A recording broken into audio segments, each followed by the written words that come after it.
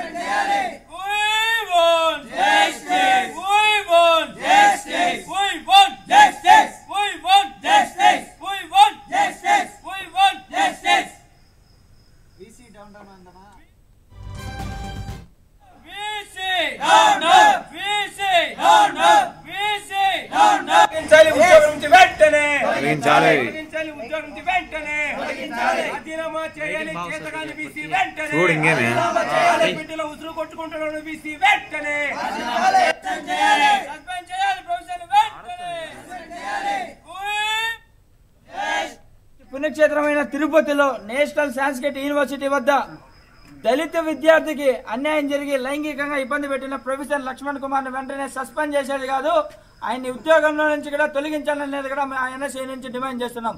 ఎందుకంటే లైంగికంగా వేధించడం కాకుండా ఇంకో ప్రొఫెసర్ మాతో ఉండండి అనే వేధించిన ఆ దళిత విద్యార్థికి న్యాయం జరగాలనేది మేము హెచ్చరిస్తున్నాం.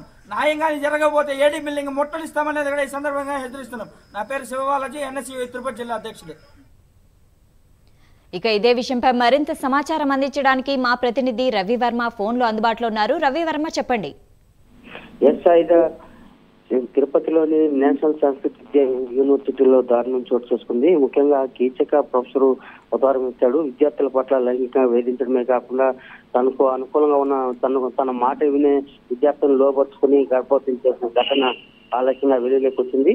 ముఖ్యంగా ఇంటర్ ఫస్ట్ ఇయర్ చదువుతున్నటువంటి ఒడిశాకు చెందినటువంటి విద్యార్థిని గత ఏడాది క్రితం ఇక్కడ చేరి ప్రొఫెసర్ గా లెక్చరర్ గా ఉన్నటువంటి లైంగికంగా డాక్టర్ లక్ష్మణ్ కుమార్ అనే ప్రొఫెసర్ విద్యార్థి పట్ల లైంగిక వేధించడమే కాకుండా తనకు ప్రాక్టికల్స్ మార్కులు వేస్తానని చెప్పేసి అన్ని విధాలా నచ్చజెప్పి ఆ విద్యార్థిని లోపరుచుకున్నాడు.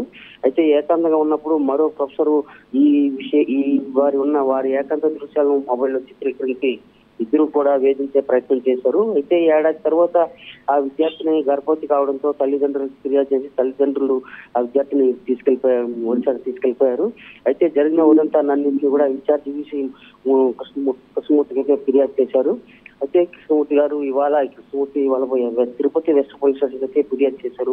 వీరి మీద విచారణ జరిపి చర్యలు తీసుకోవాలని చెప్పేసి ఫిర్యాదు చేశారు. అయితే ఇలాంటి ఘటనను చోటు చేసుకోవడం వల్ల యూనివర్సిటీ విశిష్టతను దెబ్బతింటుందని చెప్పేసి విద్యార్థి సంఘాలు అయితే ఆందోళన వ్యక్తం చేస్తున్నాయి. ఆ మేరకు నిరసన కూడా వ్యక్తం చేశాయి. తమ దళితుల పట్ల విద్యార్థి సంఘాలన్నీ కూడా ఇవాళ కుల సంఘాలుగా ఏర్పడినటువంటి ఘటన తెలుస్తా ఉంది. ఈ క్రమంలోనే దళిత విద్యార్థి పట్ల ప్రొఫెసర్లు లైంగికంగా వేధించడం దారుణమని చెప్పేసి రాత్రి విద్యార్థి సంఘాలు కూడా నిరసన వ్యక్తం చేశాయి. ఆ మేరకు ఇవాళ యూనివర్సిటీలో పోలీసులు విచారణ జరిపి చర్యలు తీసుకునే అవకాశం ఉందని చెప్పి తెలుస్తా ఉంది. అందుకని వీసీ కృష్ణమూర్తి కూడా పోలీసులకు అనుమతి ఇచ్చారు. విచారణ జరిపి వెంటనే చర్యలు తీసుకోవాలని చెప్పి కూడా విచారణ చేస్తారు.